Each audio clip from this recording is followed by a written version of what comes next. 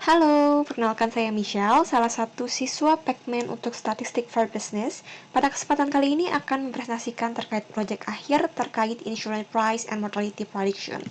Nah, latar belakangnya ada storyline-nya, yaitu sejak timbulnya virus flu babi hutan yang cepat menyebar, maka permohonan asuransi ini tumbuh signifikan.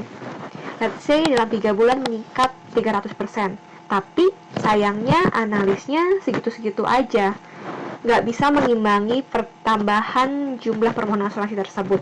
Akibatnya nih, yang biasanya 3 hari udah bisa dikasih offer harga, ini malah menjadi sekitar 6 hari, 7 hari, yang membuat calon tertanggung itu malah lari ke insurance company lainnya karena kelamaan. Maka dari itu ada urgency untuk membuat model untuk memprediksi harga supaya bisa lebih cepat untuk penentuan harganya. Jadi udah ada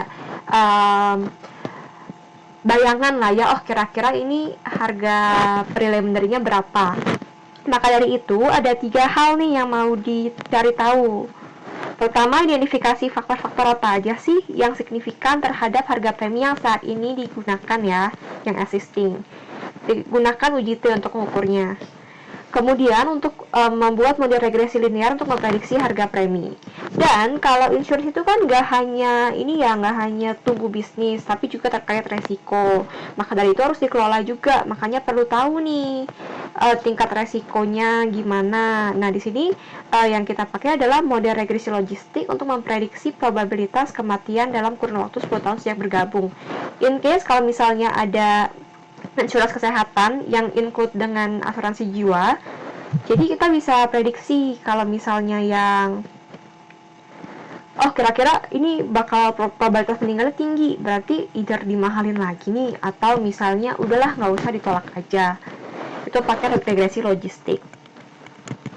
Nah, dataset yang digunakan, ini ceritanya si manajer underwriting ngubek-ngubek di warehouse, ada data apa aja, ada gender sampai ini transferan. Nah, di sini kalau gender kan female male, BMI sama age itu ya sesuai lah ya, dia BMI dari berat ya, rumus berat badan dihitung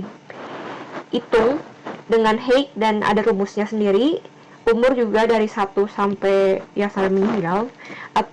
Tapi umurnya ada 2 ya yang kita pakai, ada umur untuk mengukur yang premium price sama umur untuk joining. Nah, kemudian ada non-alergis, chronic disease, blood pressure problem, historic cancer, dan any transfer ini binary, jadi dia yes or no, 1 atau 0. Dan di variabel Y yang kita mau tahu nih diprediksinya apa, yaitu premium price dan juga apakah dia akan meninggal dalam kurun waktu 10 tahun setelah joining. Itu 1 dan 0 sih, binary juga.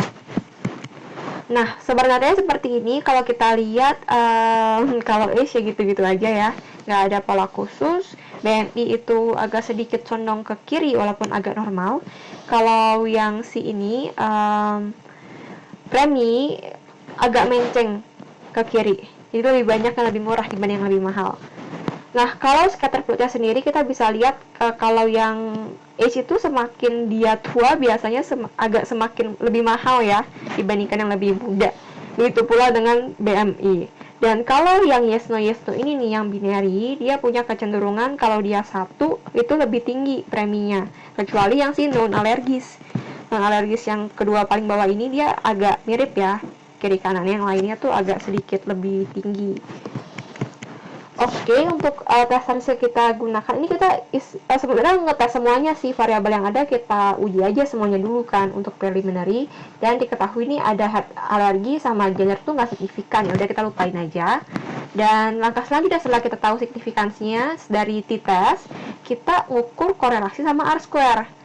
Nah, di sini tuh sebenarnya ada sih pengaruhnya ya, tapi kalau yang historic cancer itu dikit banget, cuma bisa 2% menjelaskan. Jadi kita drop aja, karena kadang tuh kalau misalnya kebanyakan data yang nggak relevan, satu takutnya modelnya juga jadi kurang bagus juga ya. Sama kalau di praktiknya orang di bisnis, kadang nasabah tuh atau misalnya tertangguh suka sebel kalau terlalu banyak pertanyaan, jadi kita pakai relevan aja.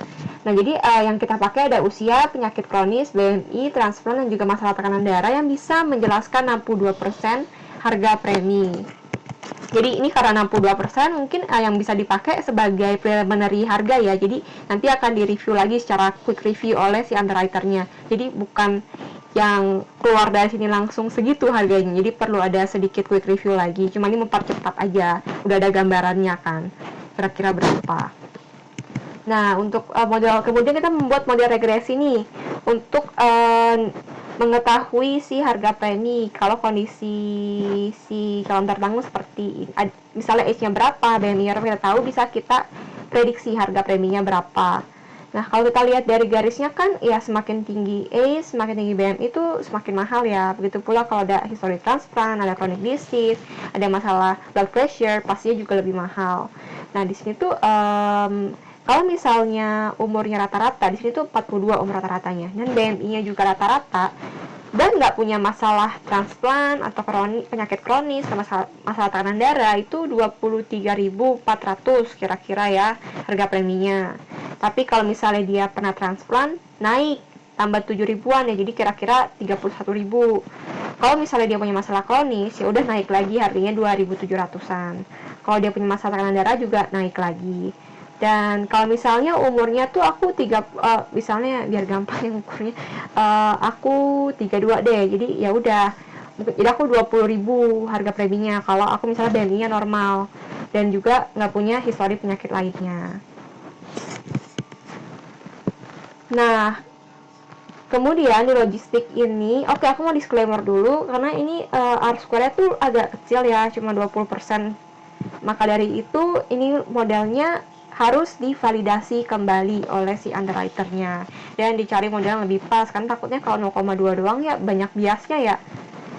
Tapi aku udah coba nge-mapping nih model logistiknya, dapat seperti ini. At least kita bisa tahu dari variabel yang ada tuh yang lebih berasa, lebih ngaruh yang mana sih, walaupun cuma 20% ya yang bisa mewakili mengetahui dia bakal die atau enggak. Kalau di sini kita bisa ambil kesimpulan kalau dia punya chronic disease, ini kan key coefficient-nya paling tinggi ya.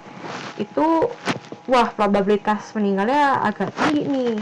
Kedua tuh si blood pressure juga agak berpengaruh ya. Dia kalau misalnya ada masalah maka probabilitas juga akan lebih tinggi. Begitu pula dengan history cancer. Nah, contohnya nih, aku misalnya umurnya di sini kan mediannya 38 ya.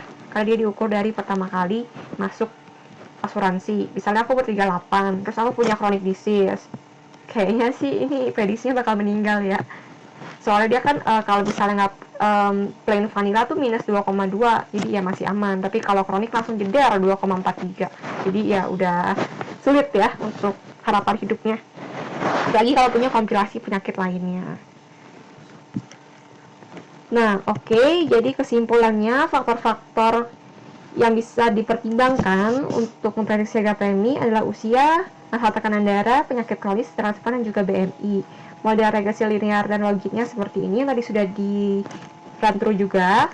Kemudian untuk rekomendasinya, ini karena R-square-nya ini tergolong lemah, ini agak tipe dikit ya, tergolong lemah, ini cuma 20%, maka si model probabilitas kematian harus divalidasi lagi supaya bisa lebih kuat, paling nggak R-square-nya ya yang kuat lah, di atas 80%. Selain dari itu, di sini kan juga ya meskipun 20% emang belum bisa jadi acuan sih, tapi ini ada gap nih, karena kalau kita lihat kan di model logistik tuh ada history of cancer yang lumayan nih ngaruhnya ke si peluang kematian, sedangkan di model linearnya nggak ada. Dan di model linear juga ada transplant, sedangkan kalau di logistik tuh nggak signifikan si transplantnya. Jadi karena ada gap ini, maka model untuk penetapan harga premi saat itu harus direview apakah sudah sesuai dengan probabilitas kematian atau probabilitas sebagainya atau enggak, supaya lebih inline ya. Jadi harus dikuatkan lagi, disempurnakan. Selain dari itu, sebenarnya model itu nggak hanya bisa untuk prediksi harga premi berapa, tapi bisa juga nih bikin insurance scoring misalnya untuk buat rekomendasi apakah calon tertanggung ini baiknya di approve atau misalnya di review lagi nih, atau approval with notes, atau di reject aja. Oke, kalau data itu aku ambil dari Kaggle, lalu aku ada tambahin variabel sih supaya bisa masuk logistik regressionnya. Oke, Sekian dari saya, terima kasih.